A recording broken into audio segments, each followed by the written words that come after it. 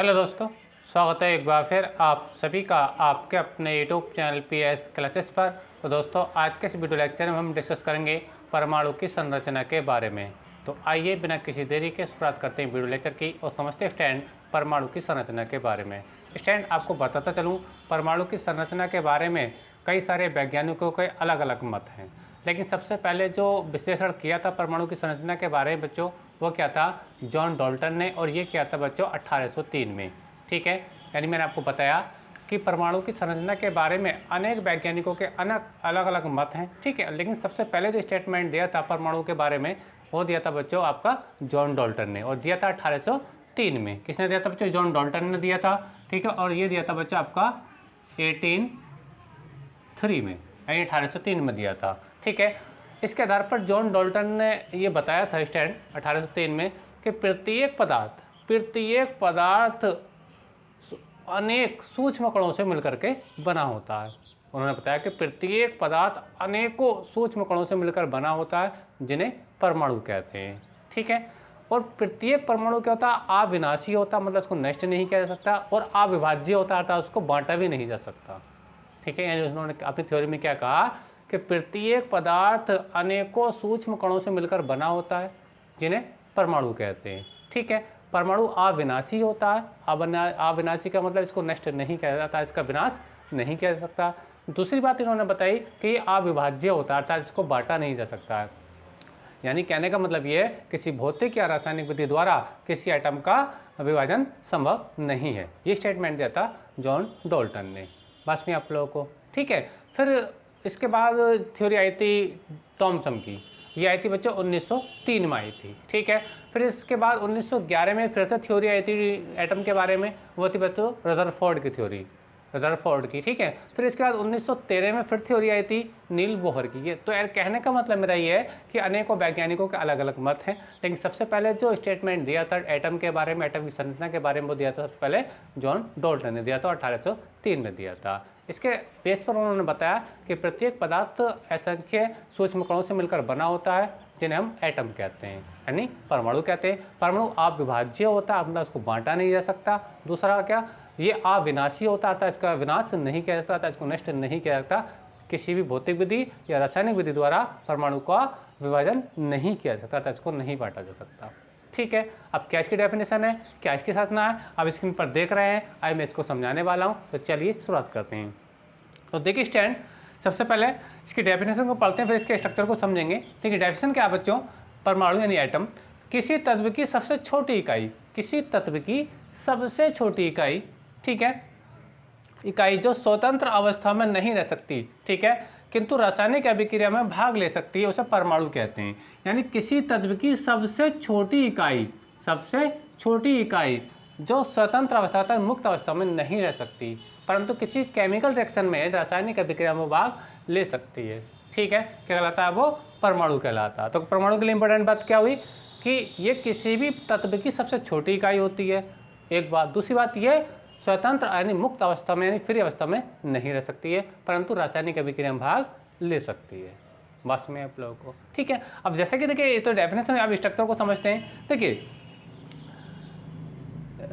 वैज्ञानिकों के अनुसार परमाणु के साइज के बारे में, जो इसकी नाभिक की जो त्रिज्या, उसके बारे में अधिक जो मत दिए उसके बारे में समझाता हूँ। देखिए, अधिकांश सभी वैज्ञानिकों का मानना है कि परमाणु का जो आकार होता है, परमाणु की जो त्रिज्या होती है, परमाणु की जो त्रिज्या होती है वो लगभग कितनी होती है, 10⁻⁻10 मीटर कोटि की होती है। क्या, परमाणु की त्रिज्या। यानी ये ओवरऑल क्या, देखो एटम देख पा रहे हैं, ये परमाणु है, ठीक है, इसकी त्रिज्या कितनी होती है, यानी इसकी रेडियस होती है बच्चों, वो कितनी होती है, 10⁻⁻10 मीटर होती है, जो कि बहुत छोटी वैल्यू है। ठीक है, अच्छा, साथ में इसके अंदर आप बच्चों आप न्यूक्लियस यानी नाभिक को देख पा रहे होंगे। नाभिक की जो त्रिज्या होती है बच्चों, स्टैंड, ये जो आप नाभिक देख पा रहे हैं, नाभिक की जो त्रिज्या होती है स्टैंड, वो होती है आपकी 10⁻⁻15 मीटर कोटि की होती है। ये और भी छोटी वैल्यू है। यहाँ में देखो पावर देखो नेगेटिव है, यानी 10 की पावर 10 -10 है, यहाँ पर -15 है। तो माइनस में जब पावर होती है तो वैल्यू जो ज़्यादा होती है वो उतना ही कम होती है। यानी अगर दोनों में कंपेयर करें, ठीक है, तो 10 की पावर -10 अधिक है, 10 की पावर -15 क्या है, कम है। ठीक है, यानी कहने का मतलब नाभिक की जो होता है परमाणु के अंदर होता है, नाभिक जो होता है परमाणु के अंदर होता है, इसके सेंटर पर होता है। तो ये नाभिक है तो ये वैल्यू कम है, देखो ये त्रिज्या कम होगी, ये न्यूक्लियस आप देखो इसकी रेडियस क्या इतनी होती है, जबकि ये जो आप एटम देख पा रहे हैं इसकी रेडियस कितनी होती है बच्चों, इतनी होती है। बस में आप लोगों को मेरी बात ठीक है। अच्छा, और इसके बारे में कुछ इंपॉर्टेंट बातें हैं, वो ये बातें होती हैं, वो बातें क्या, देखिए परमाणु के नाभिक में क्या रहते हैं, न्यूट्रॉन रहते हैं और प्रोटॉन रहते हैं। परमाणु के नाभिक में क्या रहते हैं बच्चों, न्यूट्रॉन रहते हैं और प्रोटॉन रहते हैं। कहाँ रहते हैं बच्चों, नाभिक में रहते हैं, P for proton, N for neutron, ठीक है। और जो इलेक्ट्रॉन होते हैं वो इसके चारों ओर वृत्तीय गति करते रहते हैं इसकी कक्षाओं में, इसके सेल में, जैसे कि आप स्क्रीन पर देख पा रहे होंगे, ये इलेक्ट्रॉन, ये जो आप देख पा रहे हैं ये बच्चे क्या है, ये इलेक्ट्रॉन है बच्चे, क्या है ये इलेक्ट्रॉन है, ठीक है। उम्मीद करता हूं मेरा आपको समझ में आ रही होगी, यानी इसकी कक्षाओं में वृत्तीय गति करते रहते हैं इस टाइप से, बस में आप लोगों को। जबकि प्रोटॉन और न्यूट्रॉन कहाँ रहते हैं बच्चों, नाभिक के अंदर रहते हैं, बस में आप लोगों को, ठीक है। याद रखें इलेक्ट्रॉन पर नेगेटिव चार्ज होता है, जबकि बच्चों अगर हम बात करें प्रोटॉन की, तो बच्चों प्रोटॉन पर होता है पॉजिटिव चार्ज। कौन सा चार्ज होता है बच्चों, पॉजिटिव चार्ज होता है। और जो न्यूट्रॉन आप देख पा रहे हैं, तो बच्चों न्यूट्रॉन क्या होता है, ये उदासीन होता है, न्यूट्रल होता है, न्यूट्रॉन पर कोई भी चार्ज नहीं होता है, बस ये आप लोगों को। तो कहने का मतलब ये है कि परमाणु जो होता है बच्चों 3 मूल कणों से मिलकर बना होता है। परमाणु की जो रचना होती है वो 3 कणों से मिलकर के होती है। पहला आपका प्रोटॉन जो नाभिक के अंदर रहता है जिससे प्लस चार्ज होता है, दूसरा आपका न्यूट्रॉन वो भी नाभिक के अंदर रहता है, ठीक है, जिस पर कोई चार्ज नहीं होता था, वो उदासीन होता है न्यूट्रॉन, ठीक है। और थर्ड आपका बच्चों इलेक्ट्रॉन जो नाभिक के चारों ओर इसकी वृत्तीय कक्षाओं में ये घूमते रहते हैं, जैसे कि मैंने स्क्रीन पर दिखाने का प्रयास किया है। इलेक्ट्रॉन पर बच्चों नेगेटिवली चार्ज होता है। तो परमाणु 3 मूल कणों से मिलकर के बनता है, इलेक्ट्रॉन, प्रोटॉन और न्यूट्रॉन, बस में आप लोगों को, ठीक है। तो चलिए जरा इसके बारे में और थोड़ा बारीकी समझते हैं। देखिए स्टैंड, अब इसकी कुछ विशेषताएं देखिए इसके बारे में समझते हैं, जो मैं बात कर रहा था। यह 3 मूल कणों, यानी एटम के बारे में बात चल रही है, यह 3 मूल कणों जैसे इलेक्ट्रॉन, प्रोटॉन, न्यूट्रॉन से मिलकर बना होता है। जैसे कि मैं अभी आपको बता रहा था कि नाभिक जो था 3 मूल कणों से मिलकर बनता है, इलेक्ट्रॉन, प्रोटॉन और न्यूट्रॉन, ठीक है। अच्छा, आगे देखते हैं, समझते हैं। एक बात मैं आपको बता लूँ, इलेक्ट्रॉन जो होता है बच्चों उस पर निगेटिवली चार्ज होता है, ठीक है। प्रोटॉन जो होता है उस पर वो पॉजिटिवली चार्ज होता है, ठीक है। लेकिन जो आपका न्यूट्रॉन होता है इस पर कोई चार्ज नहीं होता है, जैसा कि मैं आपको बता रहा था। इलेक्ट्रॉन पर नेगेटिव चार्ज, ठीक है, प्रोटॉन पर पॉजिटिव चार्ज और न्यूट्रॉन पर कोई चार्ज नहीं होता, अर्थात ये न्यूट्रल होता है, ठीक है। अगर चार्ज की बात करें तो इलेक्ट्रॉन पर जो चार्ज होता है बच्चों वो -1.6 × 10⁻⁻19 कूलाम होता है, ठीक है। अब प्रोटॉन की और बात करें बच्चों तो प्रोटॉन पर भी यही वैल्यू होती है, लेकिन बच्चों ये वैल्यू प्लस की होती है, 10⁻19 कूलाम। देखो वैल्यू बिल्कुल सेम है, ध्यान से देखें, लेकिन ये नेगेटिव है, ये क्या बच्चों पॉजिटिव है। अब न्यूट्रॉन पे तो कोई चार्ज होता ही नहीं है, तो न्यूट्रॉन का चार्ज क्या होता है, 0 होता है, बात में आप लोगों को मेरी बात। अच्छा, आगे बात करते हैं, आगे बात क्या करें, देखिए क्वेश्चन नंबर, इसकी जो विशेषता दूसरी वो क्या है, परमाणु की त्रिज्या 10 की घात, यानी जो परमाणु आप देख पा रहे हैं, जो मैं भी आपको बता रहा था, परमाणु की जो त्रिज्या होती है वो 10 की घात -10 मीटर कोटि की होती है। यानी ये जो आप स्क्रीन पे देखो एटम है, ये जो बड़ा वाला सर्कल देख रहे हैं ये परमाणु है, और इसकी जो रेडियस होती है बच्चे, इसकी जो रेडियस होती है वो कितनी होती है, 10 की पावर, ये देखिए 10 के माइनस के 10 मीटर होती है स्टैंड, ठीक है, बात में आप लोगों को। अच्छा, आगे बात करते हैं नाभिक की त्रिज्या। आप इसके अंदर ये आप देख पा रहे होंगे, नाभिक आप देख पा रहे हैं, ठीक है। तो जो नाभिक की जो त्रिज्या होती है, ठीक है, वो 10 की घात -15 मीटर होती है। यानी ये जो आप नाभिक देख पा रहे हैं इसकी रेडियस होती है बच्चों कितनी होती है, इसकी रेडियस होती है बच्चों वो कितनी होती है, 10 की घात -15 मीटर के इक्वल्स होती है। उम्मीद करता हूँ आपको समझ में आया होगा, ठीक है। नेक्स्ट बात करते हैं, परमाणु उदासीन होता है, यानी परमाणु पर कोई नेट चार्ज नहीं होता है, परमाणु पर कोई नेट चार्ज नहीं होता है। क्यों नहीं होता उसको समझें।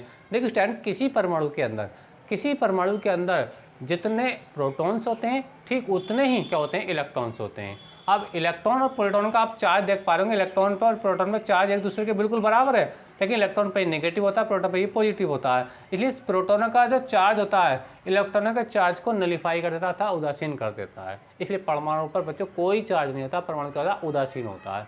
उदासीन होने का रीजन ये होता है कि उसका प्रोटॉन का जो चार्ज होता है पॉजिटिव चार्ज ठीक इलेक्ट्रॉन के नेगेटिव चार्ज के बिल्कुल बराबर होता है, इसलिए परमाणु का नेट चार्ज 0 होता है, कोई चार्ज नहीं होता है। लेकिन अगर आपसे पूछा जाए कि नाभिक पर चार्ज होता है, हाँ नाभिक पर चार्ज होता है, याद रखना पॉजिटिव चार्ज होता है नाभिक पर। और पॉजिटिव चार्ज किस वजह से आता है, प्रोटोनों की वजह से आता है, क्योंकि नाभिक के अंदर क्या होते हैं बच्चे, प्रोटोन होते हैं, और इन्हीं प्रोटोनों का चार्ज नाभिक पर डिस्ट्रीब्यूट रहता है, बस में आप लोगों को, ठीक है। तो परमाणु क्या होता है, उदासीन होता है, परमाणु पर कोई नेट चार्ज नहीं होता है, ठीक है। जबकि नाभिक पर चार्ज होता है, कौन सा चार्ज होता है, प्लस चार्ज होता है, किसके कारण होता है बच्चों, वो प्रोटॉन्स के कारण होता है। किसके कारण होता है बच्चों, प्रोटॉन से खड़ा होता है। लेकिन अगर ओवरऑल एटम की बात करें तो ओवरऑल एटम पर नेट चार्ज शून्य होता है।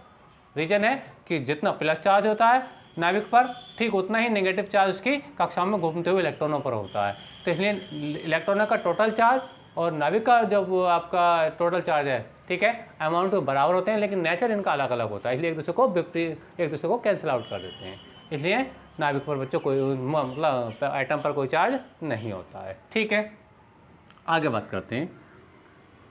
यह स्वतंत्र अवस्था में नहीं रह सकता। याद रखना, एटम के लिए बात चल रही है। जो परमाणु होता है बच्चों, ये फ्री अवस्था अर्थात मुक्त अवस्था अर्थात स्वतंत्र अवस्था में नहीं रह सकता है, जबकि आपका अणु आपका स्वतंत्र अवस्था में रह सकता है। ठीक है, यानी कहने का मतलब ये है, देखो H ये परमाणु है, ये बच्चों क्या है, ये एटम है। क्या ये एटम है, ये स्वतंत्र अवस्था में नहीं रह सकता है। लेकिन ये बच्चों H2 है, ये मोलिक्यूल है, ये अणु है। क्या बच्चों, ये मोलिक्यूल है। ठीक है, और ये आपका फ्री अवस्था में रह सकता है। ये एटम है, ये आपका बच्चों मोलिक्यूल है, यानी ये अणु, ये परमाणु है और ये आपका बच्चों अणु है। तो ये तो आपका बच्चों मुक्त अवस्था में रह सकता है, परंतु आपका जो एटम होता है, जो परमाणु होता है, वो मुक्त अवस्था में नहीं रहता है। इसी बात को भी याद रखें स्टैंड परमाणु के लिए। ठीक है, आगे बात करेंगे 6 नंबर पर। देखें, परमाणु का अधिकांश भाग क्या होता है, खोखला होता है। ये जो आप परमाणु देख पा रहे हैं बच्चों, इसका अधिकांश भाग होता है बच्चों में क्या होता है, खोखला होता है। अब खोखला होता है, इस बात का कैसे पता चला था, चलिए मैं थोड़ा इसको साफ कर देता हूँ, आपको बता रहा हूँ। ठीक है, हटा दूँ इसको थोड़ी देर के लिए। आप चाहें तो इसका स्क्रीनशॉट ले सकते हैं ताकि मैं इसको और अच्छे से एक्सप्लेन कर सकूँ स्टैंड। ठीक है, तो चलिए देखिए, मैं इसको अब रब कर रहा हूँ थोड़ा सा। अब देखिए, बात कर रहे थे हम लोग कि ये इसका जो अधिकांश भाग होता है बच्चों क्या होता है, खोखला होता है। रेडियस आप समझ चुके हैं, परमाणु की भी और नाभिक की। इसको मैं अब यहाँ से रब के देता हूँ स्टैंड। ठीक है, चलिए, ठीक है स्टैंड। तो ये कैसे पता चला कि परमाणु का अधिकांश क्या होता है, भाग क्या होता है, खोखला होता है। देखिए, एक वैज्ञानिक था रदरफोर्ड, क्या होती है वो, रदरफोर्ड के माध्यम से ये पता चला था हमें, रदरफोर्ड। ठीक है, इन्होंने क्या किया था, इन्होंने उच्च गतिज ऊर्जा के अल्फा कणों को, उच्च गतिज ऊर्जा के अल्फा कणों को, उच्च गतिज ऊर्जा के अल्फा कणों को, ठीक है, एटम पर गिराया था। किस पर गिराया था बच्चों, एटम पर गिराया था। ठीक है, और आप जानते हैं अल्फा कण पर बच्चों पॉजिटिव चार्ज होता है। कितना होता है, पॉजिटिव चार्ज होता है। तो अधिकांश अल्फा कण इस टाइप से आ रहे थे, ये बाहर निकल के ऐसे ही जा रहे थे। ये अल्फा कण दिखा रहा हूँ मैं आप लोगों को, मान लीजिए अल्फा कण ये आ गया, ये अधिकांश अल्फा कण जो बच्चे थे वो सब पास हो रहे थे, पास होकर सीधे निकल रहे थे। ठीक है, ये सब अल्फा कण में दिखा रहा हूँ, इसको पार होते हुए स्टैंड। ठीक है, ठीक है, तो कुछ अल्फा कण जो थे वो यहाँ पर आ रहे थे, ठीक है, ए इस टाइप से, और ये यहाँ से क्या इधर जा रहे थे, ए इस टाइप से। अब ऐसा क्यों हुआ, देखिए, नाभिक पर प्लस चार्ज है, अल्फा कण पर चार्ज होता है, और आवेश की ये विशेषता होती है कि जो समान आवेश के चार्ज होते हैं, ठीक है, एक दूसरे को रिपल करते हैं अर्थात प्रतिकर्षित करते हैं। तो ये नाभिक इससे अल्फा कण पर इतना फोर्स लगा रहा था कि वो उधर की ओर प्रतिकर्षित हो रहा था। ऐसे अगर ये अल्फा कण आगे आएगा तो इधर चला जाएगा। बात समझिए आप लोगों को।